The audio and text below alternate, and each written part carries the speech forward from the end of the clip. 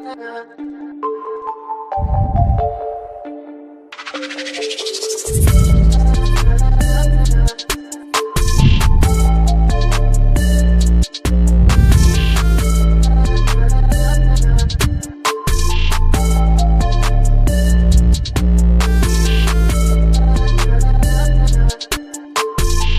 the studio.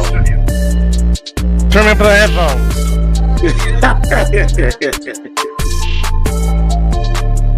Anyhow, you have no snare. That part. But good morning / good afternoon to you. As this is a mix of a show, you're gonna get a lot of Mizzle talk, but you're also gonna get some A7 talk as the playoffs in the Northeast took place yesterday, and now we are down to the East Final Four, and it's some damn good matchups. What's up, Sally? Good afternoon. How are you? Afternoon. Very good matchups in the East Final Four, which we'll get to. Basically, it's a game of rematches. You know, the first two games were like this. Just you know. Hello, Orange. Yeah, you know. But yes, it was as well.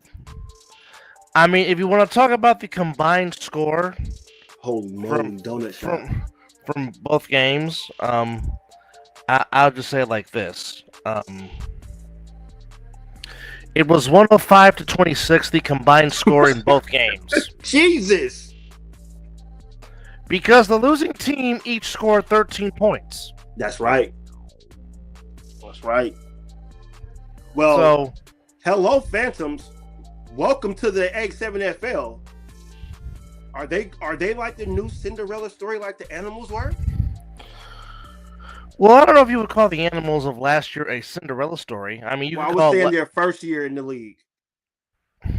Well, I mean, it wasn't the first. Well, I could say, okay, well, the year Huff went to the Animals and the Animals made the playoffs after the previous season of sucking, you can say that you can say that was a Cinderella story. Okay. Last year Cinderella was the Renegades, and of course, yes. most of the Renegades left, and it turned into a disappointing season for the Renegades. Only one win, which sucked because, I mean, I thought what the Renegades did last year built some great momentum. Absolutely. And I thought it would carry over, but unfortunately it did not. Yeah. And, I mean, the Phantoms, who traveled well to New Jersey. They did. Woo-hoo, they did. Put up a nice showing, and regardless of how their season ends, which, again, trying to beat the Patterson U for a second time in a season is not going to be an easy task. Especially with the Patterson U being in their backyard, being in Asbury Park, you would expect them to have their full repertoire of players. But I do think the Phantoms are going to travel again, and I think it could be a close game like that 31-25 score was when they played a couple of weeks ago in Lexington. But here's the thing now. Both teams will possibly be at full strength since Patterson is at home, and we saw the Phantoms travel very well. So maybe this could be the juggernaut match that could be good. Well, like I said, it's a game of rematches in the East Final Four. I mean, when you get Tinder and Stary Part 2, you're not gonna complain about that, not one bit. And that's this Sunday coming up, right? That is Yes, that is this upcoming Sunday. So a lot of eyes will be paying attention to the Final Four back east. For sure. Well, you're gonna have to be while I'm at the Lord's house. I don't know. I might come with you. Praising the Lord. But 45-13 was the final score between the Phantoms and the East Orange Renegades, as the East Orange Renegades finish their 2026 season. And damn it, I hate ads. But they are pretty shitty. Yeah, but you got to pay extra not to have them. Will Franklin, you stop it right now. Don't go there. Oh shit.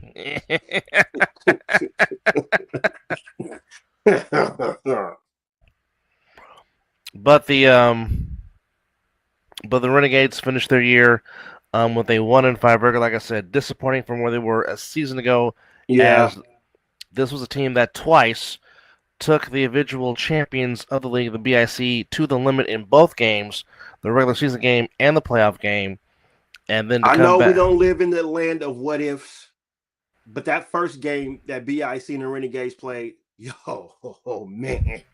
Just think a catch. One catch Yeah, changes one catch, everything. yes.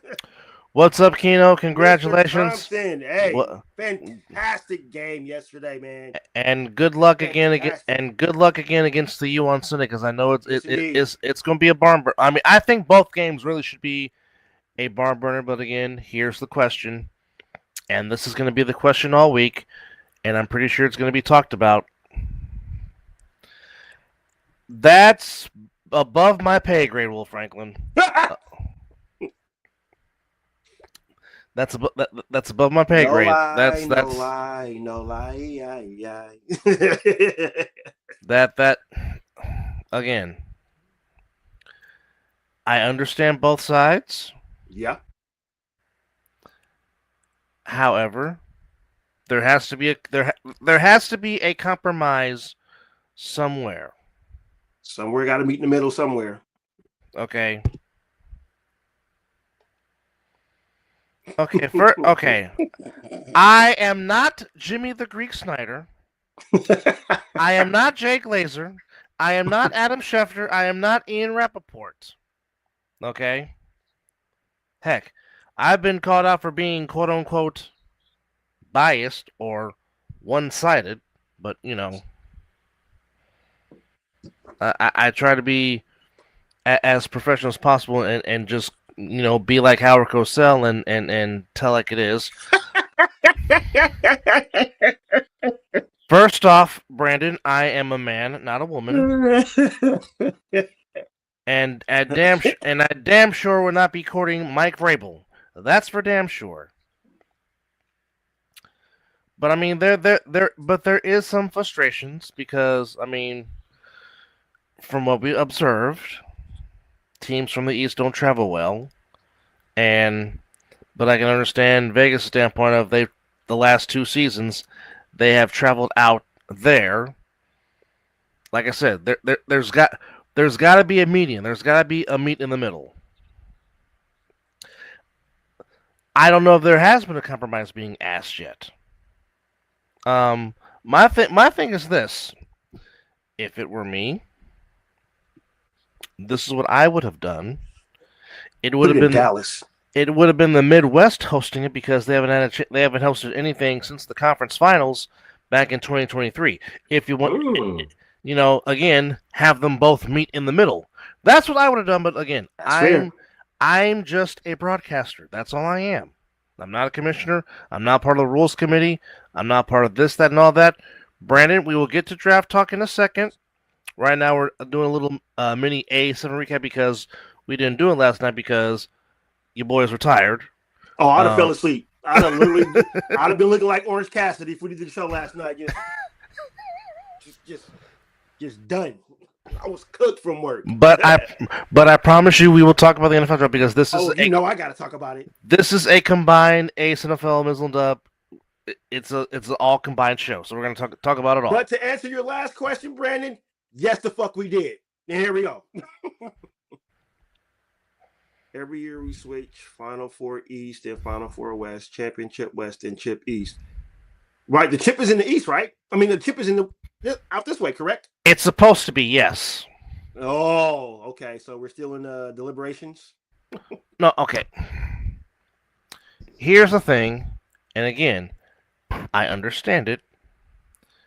If it happens to be an all East Coast final, why would they want to come out West? I get it. Absolutely. I get it. I understand it. Same thing if both West Coast teams. Will, I hear you. I get that. but my okay. Let's just say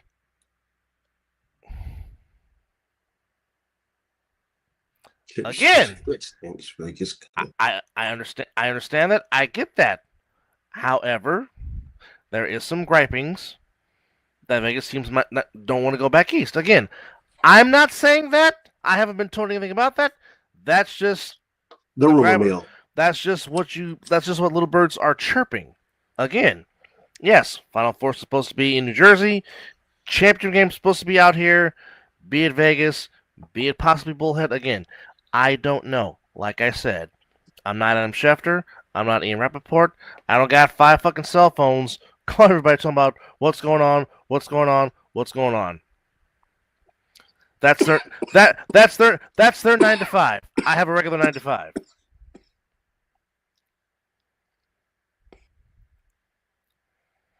Okay, whoever said that needs to be just okay. That's interesting.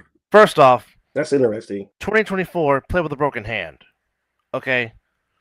Now, quarterbacks trying to play with a broken hand, I'm pretty sure that messes your whole trajectory of trying to throw a football and totally change. And the Insomniacs totally changed their style of offense in that game and somehow managed to squeak out a 1-point victory. Last year, it wasn't Scooter's hand that was the problem. It was Scooter's lower body, which didn't help that he threw 3 interceptions. But Scooter will tell you, I threw 3 interceptions, put that game on me, as any classy guy should. Again, doesn't matter where it is. The thing is, both teams got to suit up and play. If you're trying to win a championship, you want your best team out there possible. Again, facts. Now I get it. Some people can't get those weekends off. I get it. I understand it. Lifes. I totally understand it. Adulting sucks sometimes. Adulting does suck. I mean, if somebody had pockets like that to where the league could pay for all the players and travel accommodations, life would be great. But unfortunately, this is the real world. But as far as I know, and we've been knowing all season, Final Four is back east. Championship's supposed to be out here west. Hopefully, that will still continue because, again, you have some possible great matchups for championship games that we possibly could get. Something has to come to a head soon because these weeks are coming fast and these games are being played. Yeah, because we're literally less than a month away from the season ending, and everybody is sad again. And again, as Matt Ryan says, if it happens, Matt, we do not want you eating your hat. Don't do that. No, sir. Please don't eat your hat because we need you to be alive. For your uncensored passion, if you will. Live on TBS, on the mothership, if you will. However, indeed. Again, but that's what we all want that, Matt. We all want it. Oh, trust me. Yeah. I have lived that all my life. So nobody knows that better than I do. Facts. Zelly, as far as we know, the championship game is supposed to be on the West Coast. Again, I do not work in the league front office. I am not a part of the championship committee. I am not Adam Schefter. I am not Ian Rappaport. I am not Jay Glazer. I am not the late, great, God rest his soul, Chris Mortensen. Now, if Mr. Webster is saying that,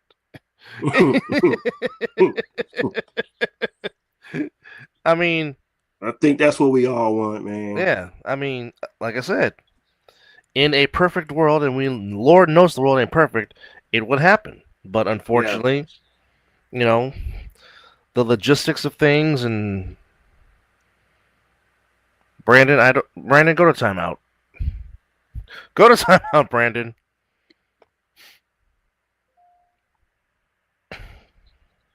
I agree with that. But again, we're just fans. We're just fans / broadcasters / whatever else you want us to be, podcast host, whatever, the title fits. Whatever. I mean, that would be, great. I mean, perfect world. But,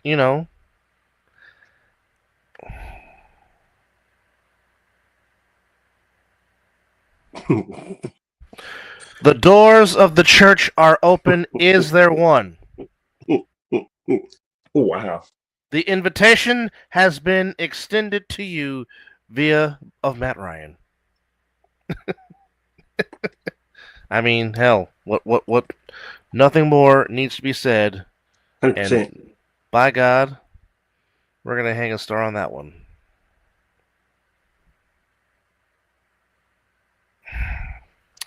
Mm-hmm. Okay. Well, I say it started when the LA team backed out, Atlanta backed out. That was just a downfall right there, if you ask me, and it ain't never been the same since. I will say this. I will say this. Don't let the dysfunction of something else take your joy away from watching the players. Yeah. You know what, Mr. Webster? You're not wrong. Because everybody. Hold on, wait. I need to put up a QR code for the collection plate since we're preaching. I told you, the doors of the church are open. Is there one? Let me work on that QR code here in a sec. I might need to call my mom and have her play some on the keyboard. Be like, you know what? Come to Jesus just as you are right now. We need the hymns in the background now. Oh Lord, and folks, Matt Ryan's uncensored, so just I'm enjoyable listening to him go off. So yes, there's alternate ways to watch the East Final Four. If I know you are, Mr. Webster.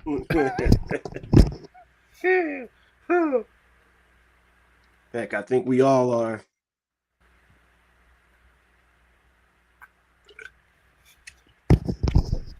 But again, like I said, in regards to the East matchups, we do have some really good matchups. Like I said, it is rematch week coming up today in the Northeast again.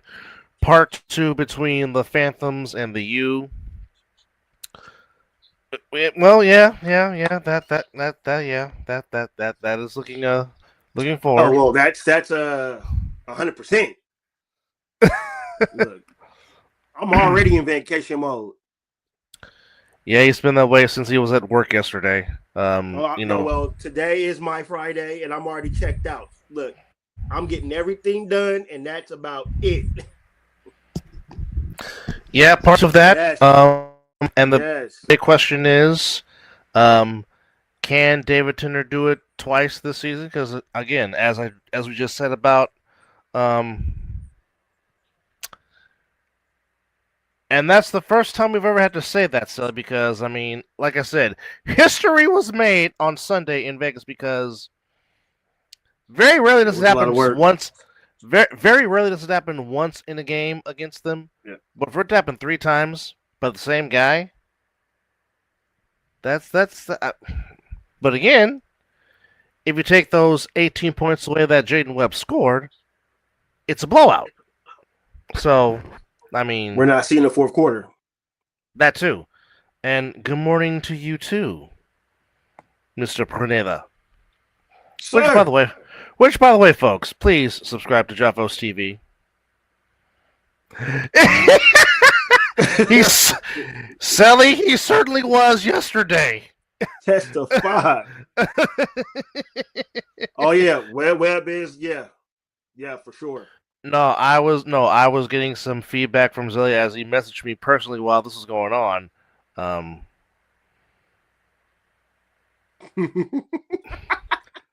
Well, Mr. Webster, yesterday was the 7-year anniversary of the greatest scene in cinematic history. Yes. And okay, now I'm about to go all geek mode. Still for me, the whole damn theater went crazy when Cap lifted Millionaire. But hey, it is what it is for me. But hey, for me it was when the King walked through the portal. That was for me. Well, again, that was the greatest moment in cinematic history. But I'm just saying, Cap wielding the hammer. Oh yeah. But we all knew that though, because you know why? We're comic book fanatics. Yes. We know certain things that are going to happen in the movie. Yes. But the portal scene. Yes. I mean, again, and then Cap. Then when the women came out, whooping some ass, I'm like, oh, this is what we're doing. Let's do it. Okay. Yeah, I'm with it. Oh boy. Well, I mean, Ooh. they're. I mean, if that's the case, I mean, that's you'll right. be. This is when everybody bring out their playoff squad, right? Mm-hmm. And I mean that guy. And I mean that. I mean, he's literally Mr. One Hand Catch Davis because I saw that full fledged in person with my eyes 3 years ago, and I'm like, he practices this? Like, are you serious? No, like, I don't think I saw any of that game in Bullhead to where I am supposed to be watching it today. But, however, there are some things that I have issues with, and I haven't even seen it yet. But now, okay, I will say this: Michael should win some Oscars in 2027. If it doesn't, something is wrong. But hopefully, because of what Sinners did in breaking the mold in this past Oscars, I have some hope for the Michael movie. And plus, again, Antoine Fuqua is a tremendous director. If you don't know, something's wrong with you because this is the same man that finally gave Denzel his Oscar for playing a role that Denzel normally doesn't play. But damn it, Denzel played the fuck out of that role. Talking about King Kong and got shit on me in Training Day. Oh, you motherfucker! You know, shot me in the ass. Jake! Jake! I need that money. Jake! Anyhow. Yeah.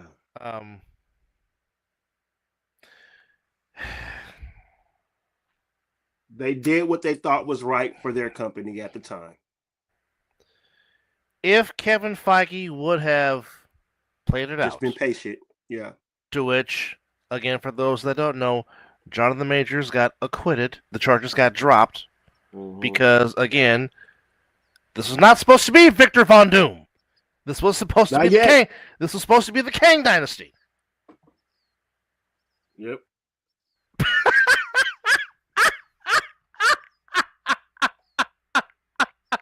There is no lie. There was no lie in that statement. Just unfortunately for me, I've been crying a lot. This is the game is chess, it ain't checkers.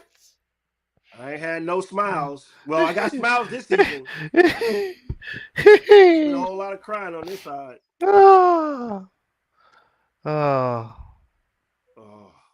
Oh, brother. Well, no, you guys are trending in the right direction. You know, just got to get Caleb Williams to stop going backwards and trying to make miracle throws. Okay. Even with that, Sally, I'm still trying to find out how in the hell Caleb Williams still made that throw against the Rams in the cold, in the snow, on the fourth down, and Camille was just right there. Oh. Well, nobody figured out by me. I am a Raiders fan, so I got a few you guys beat. Hey, Mr. Webster. Hey, you know what? Mr. Webster. It's all about taking chances. Hey, Mr. Webster. Still to this day, fuck Alvin Harper and that damn slant. And yes, that was 30 plus years ago.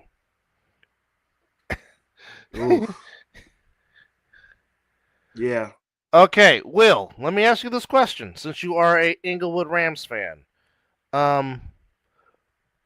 Was drafting Ty Simpson a reach? Now, if anybody can get the best out of him, it is definitely Sean McVay. I don't think it was. I don't think it was. Well, and he is the quarterback whisperer per se. Well, again. Hey, and they said offensive line too. We don't need offensive line. We're good. Oh. Really? You think my former Georgia Bulldog Stinson Bennett is better than Ty Simpson? And I have some questions on Stinson Bennett, and I'm a diehard Bulldogs fan. But Stetson Bennett, sometimes I wanted to choke slam his ass. Oh man. That was a great pick by the Rams. Learning under Stafford is extremely valuable. Again, that's the thing. The reason why I say too. That's there. That's why I said if anybody can get something out of him, it is Sean McVay.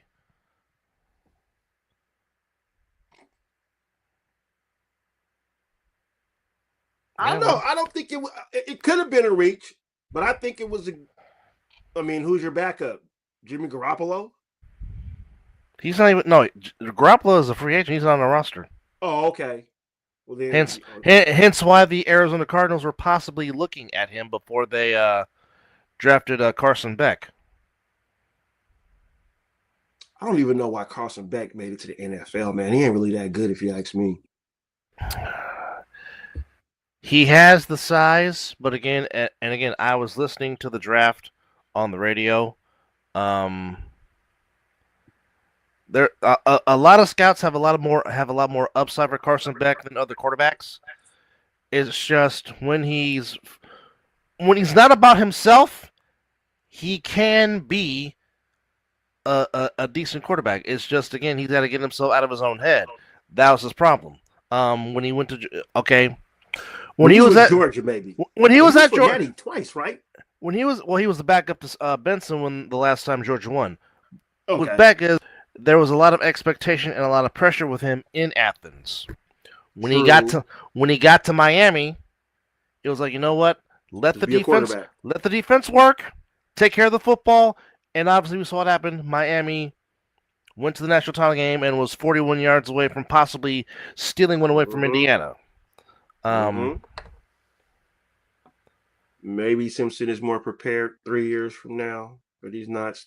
No, we're not saying he's Stafford, but the good thing is he can learn from Stafford. He can learn from Stafford because I think Stafford just signed maybe a 2 to 3 year extension.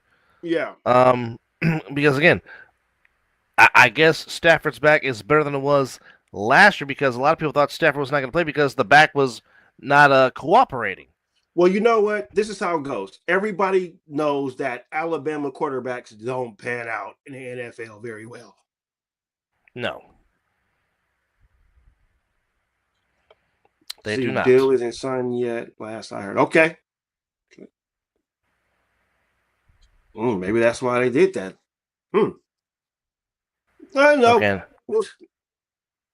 They got a good coach, so okay. Who knows how to manage quarterbacks? Now, Zelly, back to you. All my team has done the last few drafts has drafted on the damn defensive side of the ball. It's the dang quarterback they need to protect. Y'all didn't even sniff an offensive lineman. They drafted 2, which I mean, from what I've read, the kid from Kansas, very big, very fast, doesn't give up sacks. The tackle from Washington probably can come in and play guard right now. Okay. Are you talking about the head coach? Good. Screw that. Continue to suck. Screw the damn elephants. Damn Skippy. Thank God for the NIL that drove Nick Saban out of coaching. Sorry, but not sorry. Morning, Unc. Or, yeah, it's still morning. Yeah, we're still in the morning. Morning, Unc. Okay.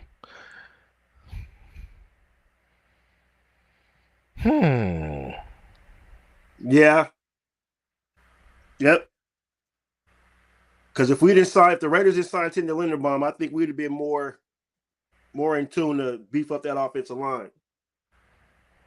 Yeah. Out there. I wanted the guard from Oregon, didn't get him. I wanted the center from Florida, didn't get him. I wanted the guard from Penn State, didn't get him, because I knew we were not getting the ooze from Utah. He was going to be gone off the board just like that. Yeah. And rightfully so. And the kid from Miami. I know those two gone. They're gone. But Brandon, you go to timeout. Hell, you couldn't even got that kid out from Iowa. Yeah, him. And he went to Pittsburgh. Now that's nice. Again, like I said, he fits that city. The Steelers need a quarterback because now there are some targets to throw to. Mm-hmm. You got Malachi Lemon, you got DK Metcalf, and the other doggone receiver. I thought Malachi Lemon went to Philly. That's right. No, who was the wide receiver that got drafted by Pittsburgh? Who was it? Dadgummit. How many games? It all depends on Kirk Cousins. If Kirk Cousins is doing what he's supposed to do, but if he's starting to look like that Kirk Cousins that's being real giving. Damn it, who are they? Depending on the season, maybe he can start like week 8. No, Philly definitely stole Lemon from the Steelers. Eagles said, nope, yeah. Nope, not happening. You know what? Philly actually did pretty good with their draft in this. Howie Roseman always has done well with the draft. I mean, you look at the years, drafting Cooper DeJean, drafting Nakobe Dean, drafting Jalen Carter. Thank you. Okay, dismiss because I'm trying to go to my draft board, please. Thank you. I can't remember who the Steelers got somebody good. Did they get that Indiana wide receiver? No, I don't think it was him. Because I know Boston went to Cleveland, which the Browns had a very they just couldn't help themselves by drafting a quarterback, huh? No, let's just throw another one right in the room. Yeah, right. I mean, you can never have enough quarterbacks in the room. No, you can't. Okay, now here's the problem. Yeah, Shadiq is nice. He's going to be good, but who's going to throw him the damn ball when he's for New Jersey? Steelers had a spy in the organization. I told the Cowboys about.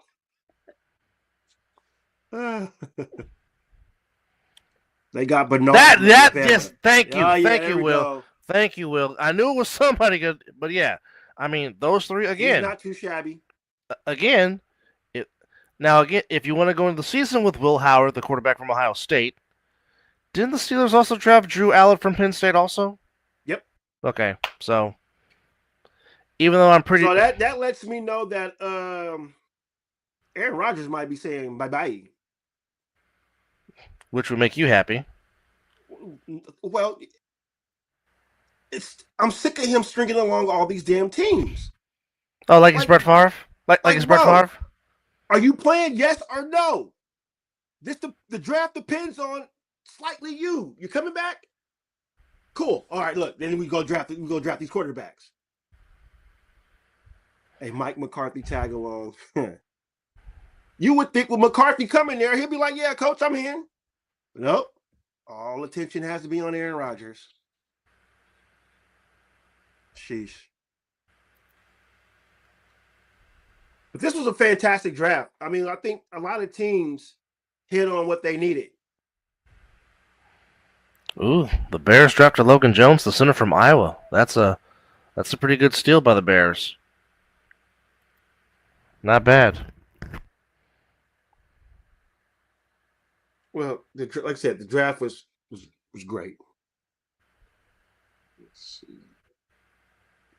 He's definitely. No, but again, the Browns. I mean, the Browns' first 4 picks. I mean, you get Spencer Fano, the tackle from Utah, who is going to plug in right away.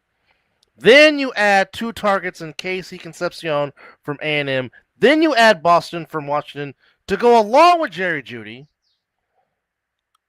To go along with hell, just get a damn tight end. They'll be all right. Yeah. Well, they did draft one. They drafted Joe Royer out of Cincinnati in the 5th round and Carson Ryan from BYU in the 7th round to try to replace David Njoku. Yeah. The Browns had a very good draft. Then you drafted one of the highest ranking safeties in Emmanuel McNair-Warren from Toledo, who was very high on a lot of teams' boards, and falls to the Browns. Then you draft another OT from Florida, Austin Barber. So I mean, There's a lot When of the last time you said that the Browns did something good? not in a very long time. I mean, So I mean, I don't know. I don't know if he's playing. That is a good question.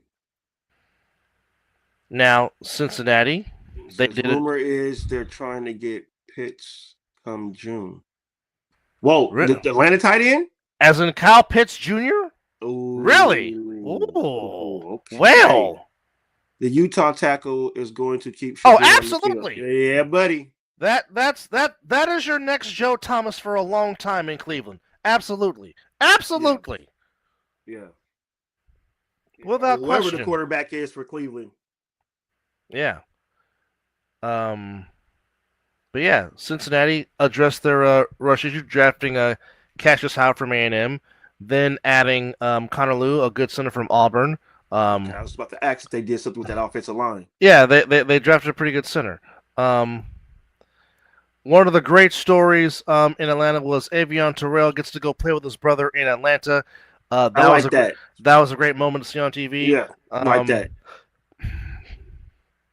Again, I like Zachariah Branch, but staying in Georgia, I don't know if that's a good move. Even though the Falcons did draft him, I just don't know. Well, especially after what did he do? Something stupid. Yeah. Well, maybe the Atlanta Falcons have confidence that they can help the young man out. So maybe it'll work out. He needs something, but Jeremiah Love shockingly going to the Cardinals to tag team with James Conner out there in the desert. The Bills adding T.J. Parker, one of the sought after pass rushers, to help that Bills defense. Also adding Davidson, the cornerback from Ohio State. So I mean, a lot of teams trying to fulfill needs in this draft. I also like what about to be a homer here for a little bit, but the Raiders drafting those two defensive players out of Arizona, and then turn around and getting that corner from Tennessee, who should have been a top 10 pick. Should have been, yes. If he did not have that injury, he definitely would have not dropped as he did. And then the last time we drafted out a running back from the Razorbacks and a player from Cal on defense, I think those two players kind of panned out pretty good. Speaking of Darren McFadden and Nnamdi Asomugha, so yeah, he's talking about Dalton Johnson and Traden Stukes from Arizona, both safeties, which would help. But and then with the guy named Jermond McCoy. Jermond McCoy from Tennessee. Yeah. Then they drafted another center from A&M to perhaps just be an understudy to Livenbaum. And then, of course, Malik Benson, the wide receiver from Oregon, who originally was a Seminole, drafted in the 6th round. And then Brandon Cleveland rounds out the draft board with the defensive tackle at 7, which I guess, and again adding Kieran Crawford from Auburn, who decides to jump in the pool shirtless in his ice. That was a backwards back flop. Couldn't say the belly flop, but it was a back flop because he was straight. No, he did go on an angle. But I mean they met most of their needs. Again, you could definitely see John Spytek's blueprint overall this draft. But like I said, he has done this before, helping out the Bucks. And speaking of the Bucks, getting Mr. Bain to help that defense is certainly going to help the Buccaneers, as he didn't fall that much from grace. And also Jeremiah Trotter's son, the linebacker Josiah Trotter, also going to Tampa Bay to assist. And also Keontae Scott, the quarterback from Miami. So the Buccaneers installing some players staying home, huh? In their draft this upcoming season. Also, in addition to that, well, I'll tell you what. Tyler Shuck is going to have some targets to throw to in New Orleans. Getting getting Jordan Tyson from Arizona State to join Johnson, the tight end, and of course Chris Olave um, will certainly help. Also adding Trey Lance's brother Bryce from North Dakota State. He's in New Orleans, so the Saints under Absolutely. under Kellen Moore could possibly do some things in New Orleans this year. As far as the Jets, no, not the Jets, the Giants getting Orville Reese, and then drafting Magua to protect the blind side of one Mr. Jackson Dart will help. Also adding Malachi Fields, the wide receiver from Notre Dame, to complement Malik Neighbors will help. And then the Jets, again, adding Kenyon Sadiq, but also adding David Belly from Texas Tech to be a pass rusher. And so the Jets added Omar Cooper. They did good, too. Adding Omar Cooper. But again, now, maybe, if somebody over there can develop Cade Kublik, the quarterback from Clemson, who had a very Klubnik, how are you? Kublik, whatever. But if Cade can get some good tutoring, yes, on that coaching staff, well, Unc, this is why the Cardinals have been the Cardinals, with the exception of those 2 years that Wilson had Kurt Warner. The Cardinals will cardinal. But no, the Jets, pretty good draft class. Can't complain about it. They added Enes Cooper, another guard from Florida. They added Daryl Jackson Jr. from Florida State at D tackle. Also added D'Angelo Pons, who was very high on one of the insiders boards, the safety or the cornerback from Indiana, also going to the Jets. So the Jets gotta feel good, but of course you still gotta put it on the field, and you still have to win games. Cam Ward has a target in Cardinal Tate from Ohio State. Yeah. They also added Falk from Auburn at the edge in the first round, as they had 2 first-round picks. Also, they addressed the O-line needs, adding Fernando Carmona, the offensive guard from Arkansas. Then Nick Singleton, running back from Penn State, goes to Tennessee. So teams certainly drafting a lot of needs, because there was a lot of needs for O-linemen. There were plenty of O-linemen in this draft to choose from. Sonny Styles going to the Commanders for their first pick. Antonio Williams from Clemson going in the 3rd round. And Caleb Banks from Florida being the first pick, going to the Vikings. I'm trying to see, where did the pass rusher from Iowa go?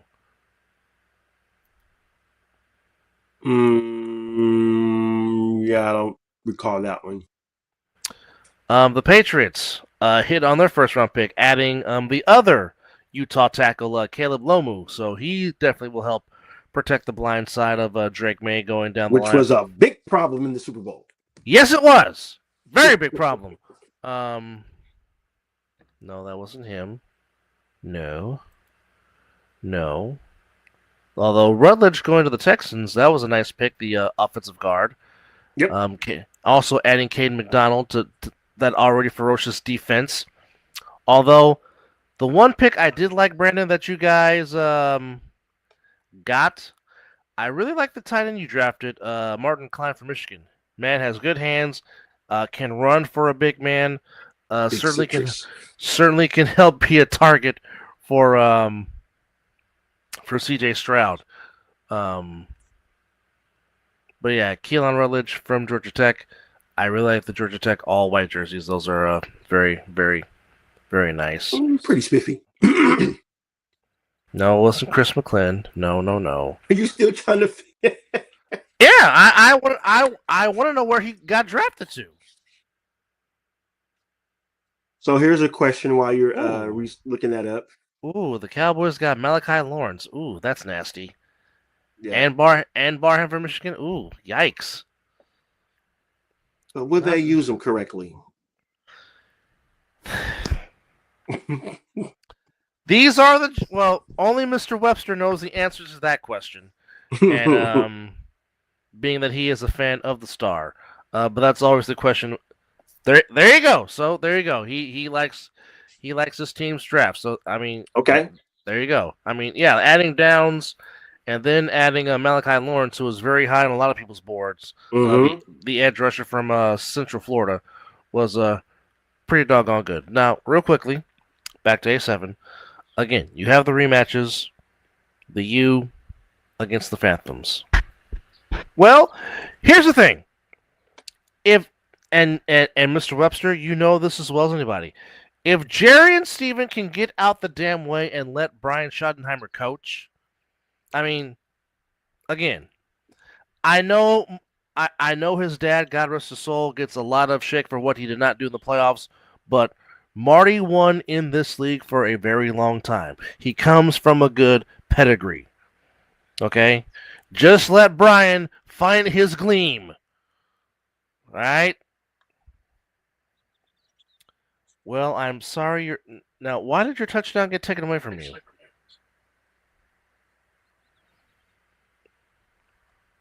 Did they say you stepped out of bounds? Or did not maintain possession? Did the play count, I think. Damn. There's no lie. Well, Mr. Webster, my former owner said, hold my beer and let me fuck up my ownership by giving the team to my sister and moving my team 40 miles south of my quote-unquote home city because I want to do a riverboat license scandal. Blaming Mr. Franklin. Oh, wow. Calls holding on. But K-Wack was right about one thing. He did call Bloody Mercy, and by God, that's what it was yesterday. It was Bloody Mercy at the hands of the heathens. Indeed. And I know this makes Mizzle happy, and I'm pretty sure this just makes TG happy, but folks, dreams do come true. Chris Sims will not be on Football Night in America this season. But yet, I'm still trying to understand why Devin McCourty is still on Football Night in America. Maybe they're working on that next. It's one step at a time. But replacing him with Mike Tomlin, I can live with that. Well, Mike Tomlin pretty much replaced Tony Dungy. Yeah. So there's that. I wonder if his TV time is going to be like his interviews, where the you can feel is talking through his eyes, like, yeah, coach. Well, that will be so. From what I'm reading, is they're no longer going to be in studio; they're going to be at the site for the show. So that would be interesting. Hirsch at Fork. If the old man is getting into the game, then that pretty much tells the whole story. If the old man gets in there. What's up, Ty? How are you, buddy? I'm in. But yeah, of course, we're not going to get predictions yet. That will be on Wednesday on the other side of the ball Yes. at 5:30 Pacific, 8:30 Eastern, with part 2 of the Animals against BIC and the U against the Phantoms. But again, both games should be very competitive, should be highly scoring, contested games. Because Mike Evans wanted to come to Santa Clara. He wanted to come. And as we always say on the show, you want to get players that want to come to your organization. And I'm telling you this, if a future Hall of Famer wants to come on your team and it's at the right price, you say less. And he's still productive? Yes. Yeah. So, I mean, again, Mike Evans. Hell. Again, he was certainly not on my radar. I totally was not expecting that to happen. Yeah, I think that surprised a lot of people. And then I'm like, the Mike Evans from A&M, Mike Evans from Tampa Bay that helped the Bucs win a Super Bowl. Mike Evans. Okay.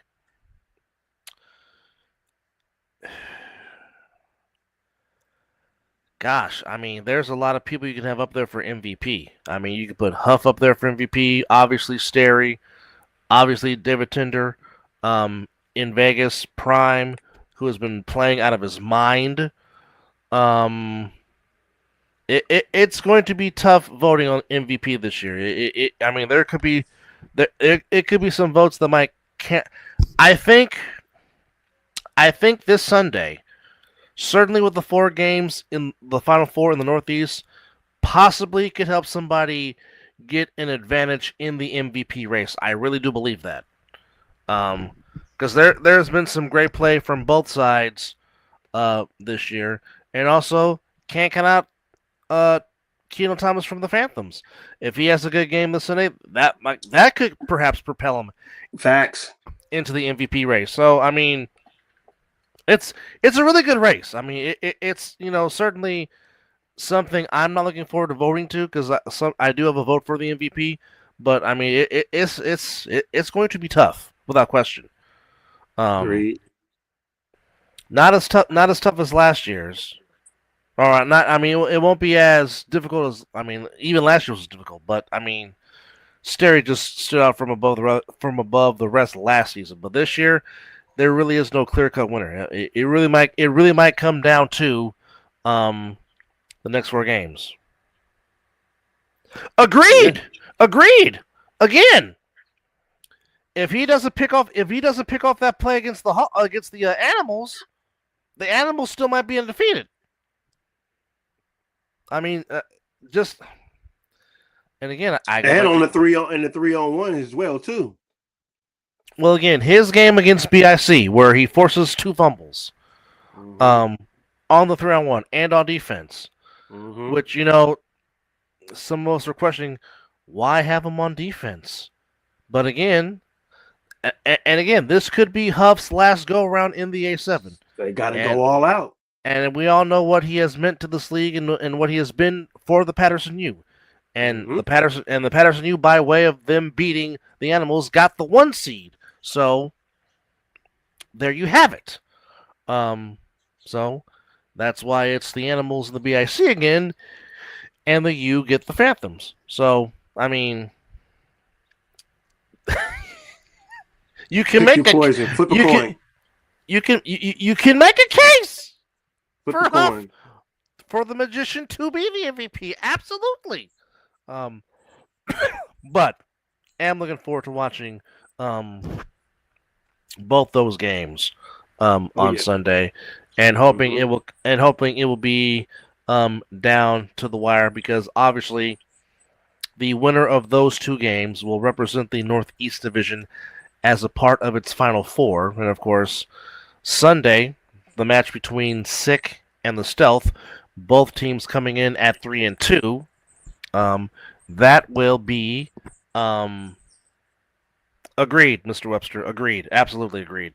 That's going to determine who will be the 2nd seed to be part of the West's Final Four, because obviously the Insomniacs pretty much wrapped up the number 1 seed yesterday by their 56-30 win, even though we had 3 consecutive 3-on-1 returns for touchdowns. And I mean, everybody that was in the booth was literally standing every time Jalen Webb or Prime hit the corner. I'm like, oh, he gone. My man was high stepping from the 40. I'm just like, oh my goodness. But I mean,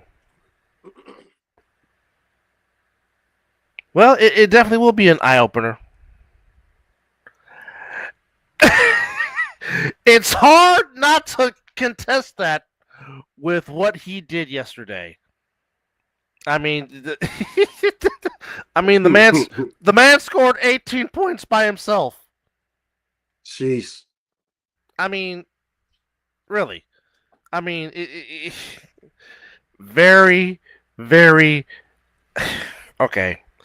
If they could do Co, I'd give it to him and Prime. Good Lord. Yeah. Because they both have been doing it all year long. But I mean, good. Again, like I said, I mean, the Insomniacs don't give up special team touchdowns like that.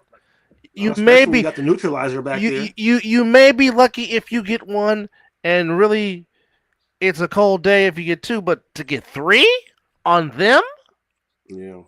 like I said, Zelly was texting me talking about I'm mad, and that wouldn't happen if I was there. But I like retirement. I'm like, well, I mean, Zelly, you make a point, but I mean, just and I'm just like, and here's the thing. 2-5 was not going to play because he was being division manager. Mm. And then he saw the first two. He says, "Screw this! I'm getting a jersey and I'm putting it on." And then after the third one, you saw no more returns for touchdowns in the 3-1 by the Stealth. Even though they had some good runs from Keith Ramsey. Yeah. Now it's unfortunate that Tyrese Cook got hurt. Yeah. In the game, and look, Robert Schaefer did make some good plays. Mm-hmm. I did like the fact that the Stealth tried to attack the ball downfield. It's just some passes were just off. I mean, Yeah. even Scooter had some passes that were off yesterday. Yeah. Which nine times out of 10, he makes those throws. But Mm-hmm. I did like the fact that they got Munchie back reinstituted into the offense as he had some catches and some touchdowns and got to shoot off some arrows yesterday. Yes, indeed. Yes, indeed. But also, at the end of the day, when it just comes down to it, when he wants to, once again, Mr. Wilkerson show he is one of the best backs in this league and show why he is on the all-decade team in the A7. Just the way it's hard. Again, the whole Stealth team tried to tackle him and still could not bring him down. The same thing with Juice Richard Washington. Oh my! It had to take the whole team to try to tackle that 24-year-old man. Oh my! So again, it's getting where you fit in, and it's also the fact is again, obviously we know turnovers dictate who wins the game. Obviously, who controls the line of scrimmage is going to win this game, and of course, quarterback play. And in the East, you have Huff, you got David Tender, you got Sterry, and I forgot the other quarterback that plays for the Phantoms when it's not Keno. So good quarterback play. So obviously, those four gentlemen are going to have to, take care of the ball.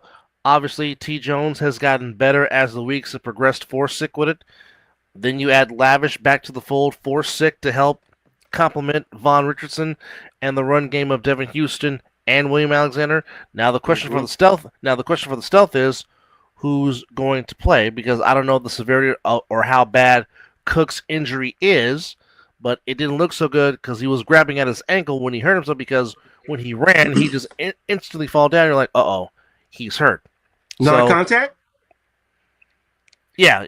I mean, he was running, had open field, but he just went down because something was wrong, and then he limped off the field. So now, if your Coach Lee for the Stealth is, do you risk it?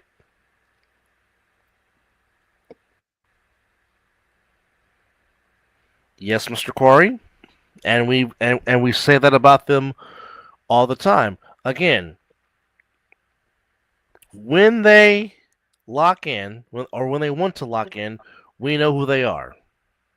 When it's razor sharp focus, we know who they are. And it's going to have to take a Herculean effort to beat them at their best when they're locked into focus. And again, I'm pretty sure they're going to feel like that whomever they play in the Final Four, whomever their opponent may be, again, in quotations, if it happens.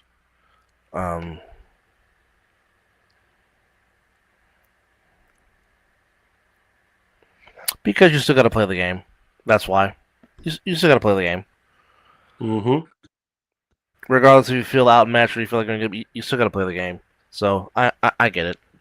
Yeah. Okay. I withhold it for most of the show. I guess I'll talk about my team's draft, which a lot of it was a lot of reaching. And I understand. Okay, Mr. Quarry, as it stands right now, unless the league decides to change its mind, as of now, the Final Four is supposed to be in Asbury Park, New Jersey, and the championship game is supposed to be out here in the West Coast in Vegas, be it in Vegas or be it possibly in Bullhead. Again, that's what it is for now. Again, it is always subject to change. But for now, at 11:23 a.m. Pacific Standard Time, 2:23 Eastern Standard Time, the championship game is supposed to be on the West Coast, Final Four in the East. Again, as of this time. Now, we could come back on the show Wednesday on the other side of the ball, and it could be totally something different. But as of now, as it stands, Final Four jersey, championship in Vegas. Yes, indeed, home of the late great Bam Bam Bigelow. Abso-freaking-lutely. Part of the triple threat in ECW. Absolutely. Okay, so back to my team. Okay. It didn't make no sense for me for them to trade down. Oh, true. I mean, it has to play out. Absolutely. Question is, though, I don't know if anybody had Dejon Stribling, in their draft board as high as he went, but again, I understand it. Watching the film on him, he pretty much is a quicker, faster version of Juwan Jennings, which Juwan Jennings, unfortunately, played himself out of a deal thinking he was going to get more than what people thought was his ceiling, and thus is still unsigned. And again, I love Juwan. On this show, I was begging for my team to play him, and when they did, good things happen slightly. Yeah, good things happen. He was a very key third down playmaker on third down, and was your Super Bowl MVP before the Niners booed again.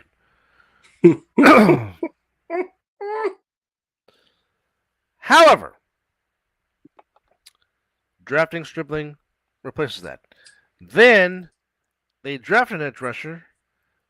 Some might be questionable in Romello Height from Texas Tech, which, of course, JP went on a whole tangent talking about they drafted him and well, Spencer Burford's not on the roster anymore, so there's a lot of reasons why they blew it, per se. But, I mean, Height right now, he can be a third down pass rushing specialist on third down. Mm-hmm. Has a very good first step. Line on his feet, 6'3", 239. Could develop into a run defender, but right now he's definitely a guy that could be a Fred Dean type third down specialist. Go get the quarterback, because as you know, all quarterbacks must go down and must go down hard. So, yes. we'll see. I don't know what it is about the third round and Kyle Shanahan drafting running backs, but he drafts another one. Now, a good one, though. A good one. No. I like Kaleon Black. Ran some tough yards, got some big first downs against Miami in the national championship game. Definitely could come in and be a change of pace back. Again, I like Jordan James from Oregon. I just wish he wasn't injured most of the year, and then when he finally got to play, he showed some things. Again, in a perfect world, and it's not, if I was Kyle, my backfield would be a three-headed monster, utilizing all three of them and not running CMC into the doggone ground like he's done since he got him back in 2022. But again, what do I know? I just do a podcast. I don't know a doggone thing. I don't think the Niners should meet his demands. You're coming off another torn ACL.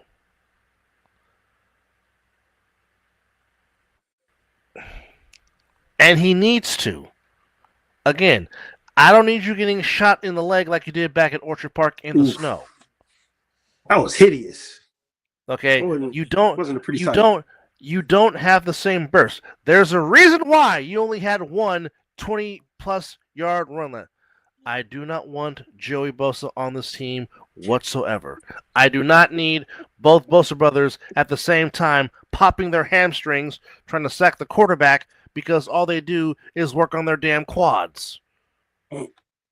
I don't need two injury-prone brothers on this damn front four. No, no, no, no, no, no! Okay, you're lucky with Joey. You're lucky with Joey if you get 7 games out of him. It's true. Let alone 10. 10 will be a doggone miracle.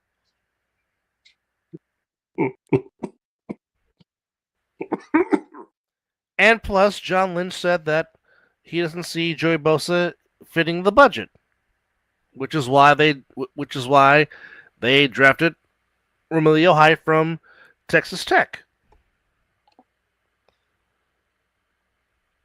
Fully agree. Team's offense or defense should not only rely on one player. Offense, pass, or run the ball around. Share the rock. I like them adding Osa Odigizua. I enjoy that completely. I don't know what they're going to do with Michael Williams and Alfred Collins because obviously they both can't play the same area. But I will say the cornerback from Washington, Ephesians Prysock, is really intriguing because he has the length, being 6'3". So there is some length there. Hopefully he can complement Diamond DeLore, but that's down the road. Now for me, the Jaden Duggar linebacker draft from Louisiana Lafayette was originally a safety, converting into a linebacker. Sounds familiar because that was Fred Warner. Hello. And we all know what Fred Warner has been since he's been in the league. Also has tremendous length, being 6'5". Mark Upton Stout got better as the season went last year. He definitely will be solid in the slot, being a nickel slot cornerback. Definitely will help also in the nickel.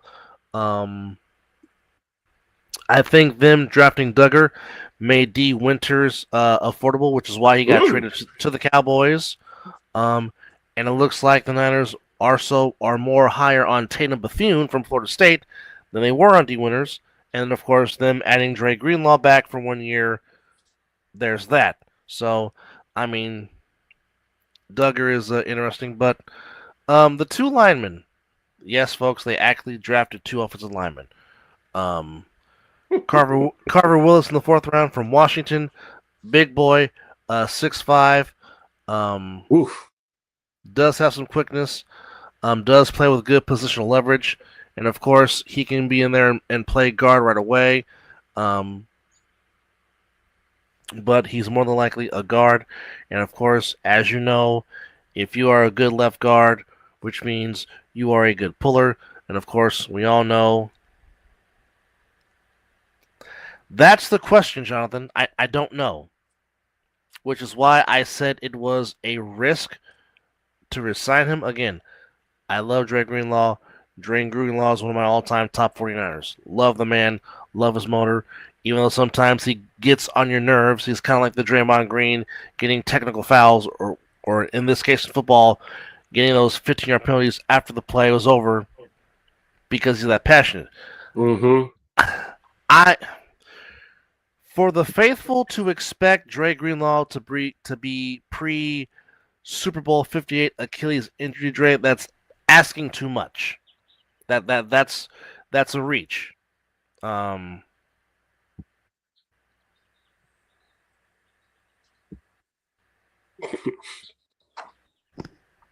Well, I mean,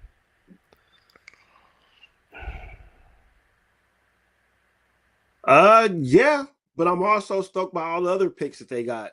This draft was real good for the Raiders, coming off what they did last season and the last season, 2 seasons ago of the draft. So looking forward.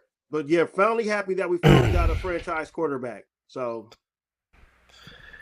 Ty, I'm not saying that Greenlaw's not going to be good. I'm just saying if people are expecting Dre to be the same Dre he was before he tore his Achilles, I think that's a far stretch. Um, I don't need Dre Greenlaw to be what he was. No, Jonathan, you're asking good questions. That's asking good questions is not interrupting. That's asking good stuff. Um, but I do agree if you can get and I think 80% is a good number. If you can get 80% good from Dre Greenlaw, I think that's not bad. I think that's not bad at all.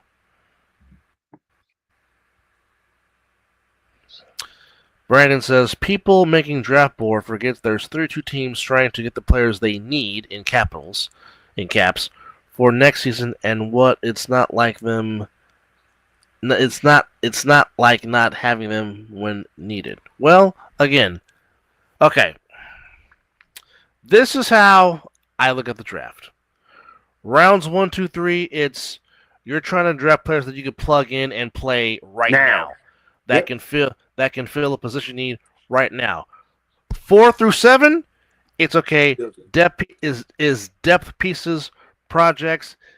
Every now and then, you find steals. Like I said, my team has had some steals with draft picks.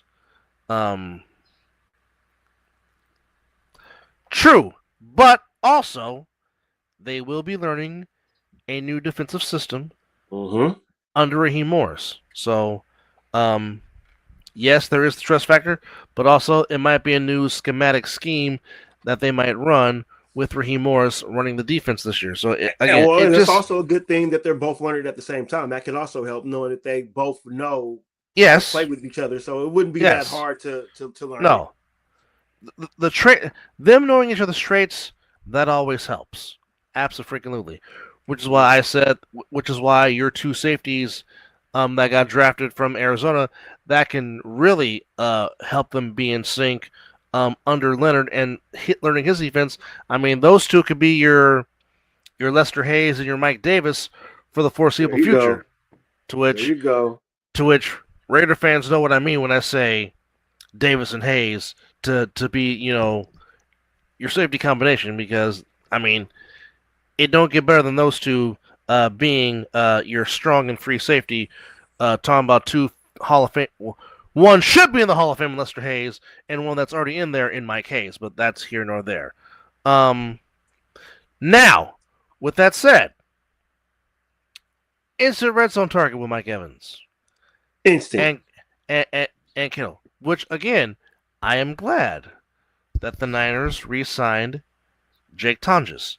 Tonjes played fantastically well in Kittle's absence. But not just that, you can also use Black in the red zone in the run game to give CMC a break because, again, Black has that low center of gravity pad level. So, again, as much crap as I give Kyle, and a lot of it rightfully so, Kyle can scheme up a play and put together a playbook. Until he gets to the Super Bowl. That's never... Well, we're not talking about the Super Bowl. Oh, well, you just said... I know. I mean, if it works for Sean McVay, you don't think it wouldn't work for Shanahan? And I know these two are always talking to each other because they're buds like that. And I'm pretty sure they're picking ideas off each other's brains when they do talk. Never in the fucking 60s, 70s and shit like that would that ever happen. I mean, again, what do they always say? It's a copycat league. Copycat league, yeah. So, what is good for the goose is good for the gander. So, it bears repeating. But, I mean, it would help. Why not? I mean, you don't think Brock Purdy would benefit from that? No. Seattle's defense couldn't deal with that. But unfortunately, the only problem was Seattle never gave up the lead. That was the problem. They couldn't stop the MVP. No. They couldn't stop Smith and Jibba, but I know at the same time the Seahawks couldn't stop Puka Nacua and Devontae Adams. So Yeah, like I said, that game came down to last possession win, and then when the Rams did not score on that possession, there it is. Seahawks ran out the clock, and we all know what happened after that. Like I said, it was going to be disappointing whoever won because an NFC West team was winning that Super Bowl. I don't care what anybody says. It's just a little bit more bitter that's the damn Seahawks. I would have not liked the Rams because it would have been an LA sports team winning it on my home field, but I would have stomached it a little bit more because I like Sean McVay, and of course, I've been a Stafford fan forever. So that, there would have been a little bit of solace. Not too much, but a little bit. But that's here nor there. Houston Rockets. Why did it have to take you until Game 4 to play like that? Because the Lakers wasn't playing basketball. Hey, don't tip me, Mr. Quarry. I would like to go see the big Wi-Fi in Inglewood. Or a.k.a. Levi South. Home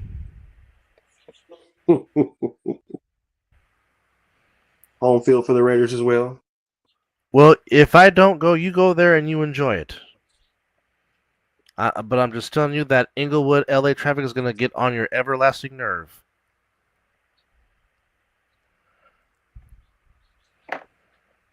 Well, good for you.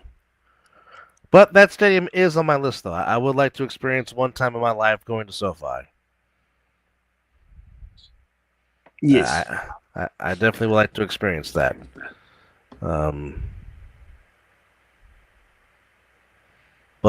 Yeah. Why did it have to take you all this time to play like that, Houston? What the hell? But the Rockets do avoid the sweep against the Lakers, 115-96, winning in Oh, interesting. Well, I mean, Super Bowl 61 is in Inglewood at SoFi, so I mean there is that. But yes, the Rockets finally get on the board against the Lakers, winning last night 115-96. Over something. Hold on.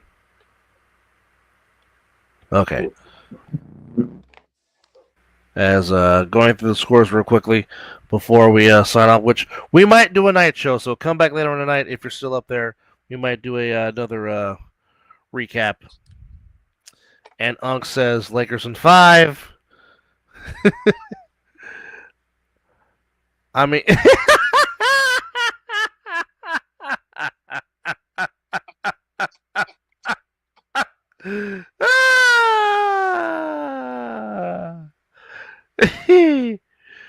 who's gonna be the next? Who's gonna be the next coach, Jonathan? Last night the Spurs all but pretty much ended the season for the Trailblazers, as Victor Wembanyama just continues to impress. 27-12-4 as the Spurs beat the Blazers 114-93. The Raptors even the series against the Cavaliers 93-89, and Mizzle is pretty much saying Philly's about to go fishing as the Celtics handle Philly 128-96 as Boston leads that 3-1. Tonight on the hardwood, can the Orlando Magic put the Detroit Pistons on the ropes in Orlando as the Magic are up 2-1 against the number 1 seed in the Eastern Conference, the 60-win Detroit Pistons? That game is on NBC and Peacock. On NBC Sports Network and Peacock, we have the Suns and the Thunder, as the Thunder look to bust out the brooms in the Valley of the Sun against the Phoenix. And no Dante DiVincenzo. No. And we don't know the status of Anthony Edwards tonight, but can the Timberwolves put away the Nuggets in Mile High in the altitude and try to end this series as the Timberwolves are up 3-1? We will find that out tonight. On the ice, in the NHL, in the Stanley Cup, last night, in overtime, the Ducks break EJ's heart as the Ducks beat the Oilers 5-4. TY says Pistons in 6. Jonathan says Grant Hill carrying those Pistons. Tonight, 2 games on the ice. The Flyers looking to end the season of their in-state rivals, the Pittsburgh Penguins, 3-1. The Flyers are up, looking to end it in Pittsburgh.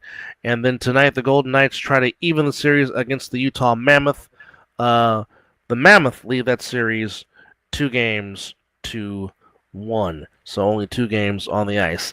Last night on the ice, as mentioned, in overtime, Ducks beat the Oilers 4-3. The Lightning beat the Canadiens 3-2, by the way. Ducks are up 3-1 on the Oilers as the defending back-to-back Western Conference champions on the ropes of losing in the first round. Unk says Edwards is out for a few weeks. Nuggets are going to luck out and win. That could be... I mean, they've done it the past 2 seasons. Yes, they have. They have come back down 3-1 before to do it, even twice in the bubble. EJ says we need Stuart Skinner back, in tears, crying emojis for EJ. And one good thing that did happen, the Colorado Avalanche into the LA Kings season. Bravo, Avalanche. Bravo. They bust up the brooms with a 5-1 win over the Kings in LA. And the Sabres up 3-1 on the Boston Bruins with a 6-1 win yesterday. So that is what's going on in the playoffs on the ice and on the hardwood. Yesterday, the Giants took 2 of 3 from the Marlins, playing a lot better. 4-2 homestand, took 2 of 3 from the Dodgers, always a good thing. Take 2 of 3. Taking 2 of 3 from the Marlins. Casey Schmidt had another home run yesterday to help propel the Giants to a 6-3 win as Landon Roop continues to pitch tremendously for the Giants last night, as now he is 5-1 on the year with a 2.55 earned run average. Eric Miller got the save. The Red Sox, after firing their whole doggone staff, actually won a game. They beat the Orioles 5-3. As Chad Tracy, the former Diamondback, is now managing the Red Sox after being called up to manage the team, as he was managing the team in Pawtucket, the Red Sox AAA affiliate. It continues to get worse with the Phillies. The Phillies are a 9-19 team. Didn't expect that. The Atlanta Braves, best record in the National League, 20-9, 6-2 win over the Phillies. Chris Sale, 5-1 this year with a 2.31 ERA. Blue Jays beat the Guardians 4-2. Vlad with the homer. As Fisher get the win. Rockies beat the... Let me see. Did they? The Rockies sweep a doubleheader against the Mets in Flushing. Oh, it is starting to get ugly in Flushing, Queens, New York. Matt Ryan, don't blow a gasket, my friend. Wait, they end their streak, and then they're back on the losing streak again? Yes. Win a game, lose a doubleheader to the Rockies, go figure. Tigers beat the Reds 8-3. Rays beat the Twins 4-2. Astros continue to be the Yankees' daddy as they beat the Yankees 7-4. The Brewers beat the Pirates 5-0. In 10, the Nationals beat the White Sox 2-1. In St. Louis, Mariners beat the Cardinals 3-2. And folks, your first place in the AL West, West Sacramento Athletics. Yes, I'm going to say that again. The West Sacramento Athletics are in first place in the American League West. Wow. They beat the Rangers 2-1.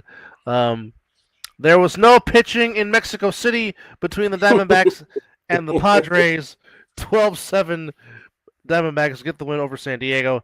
And the Royals in 10 beat the Angels 11-9. And unfortunately, those bastards in blue beat the Cubs 6-0. So that was your action on the diamond yesterday.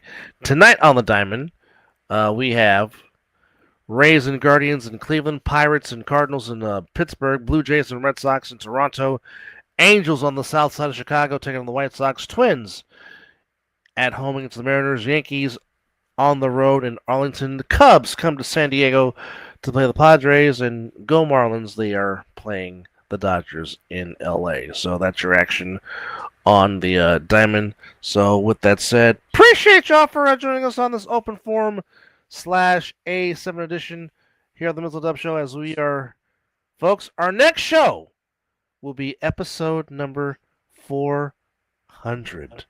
Oh, honey. 400. We 400 degrees out here. Wore son. Oh, but there's no baby here tonight. I know the beach. All right, but we're gonna sign off for now. But appreciate you guys for joining us again. East Final Four, Phantoms, U Part 2, BIC Animals Part 2. Those two games should be a dandy. We'll talk more about it Wednesday at 5:30 on the other side of the ball, on the other side of the ball network, and of course Sunday in Vegas, the battle for the number 2 seed. When you get the number 2 seed, you lose. Your season's over. Stealth, sick with it. Something has to give. Something will give. Join us for that one at 4 p.m. at Pinecrest Academy, Sloan Canyon in Henderson. Also, if you can't be with us live, of course, as always, watch on ASFL.tv. Also on the CSN Network on the Matt Ryan Is Yelling YouTube channel. Again, don't forget to subscribe to the Joffos on Joffos TV. I think I've plugged everybody, so we will call it an afternoon for now, but enjoy the rest of your Monday. You guys have a good week, as we will be in the month of May by the end of the week. Already in the 5th month. Time flies. Anyhow, as the graduating super dope beatmaker will take us home. You may see us later on tonight. Now, when we do 400, we will have a special banner for that. Don't know when though, but we know some people that know some people that know some people that can make a nice 400th show banner for us. But that's here or there. But enjoy your Monday. Be safe. Have fun and all that good stuff. You've been watching the Mizzle and Dub Show. And also, enjoy Monday Night Raw tonight for all you fans of the Mel Soap Opera, as Mizzle displays his tribal chief. Damn right. Respect the tribal chief.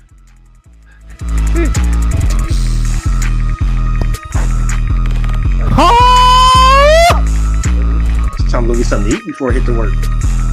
And, well, he said happy Monday during Monday, but happy Friday to me. Today, 8-2-0, baby. And again, you want to smell like me? Is that cabbage? Yeah.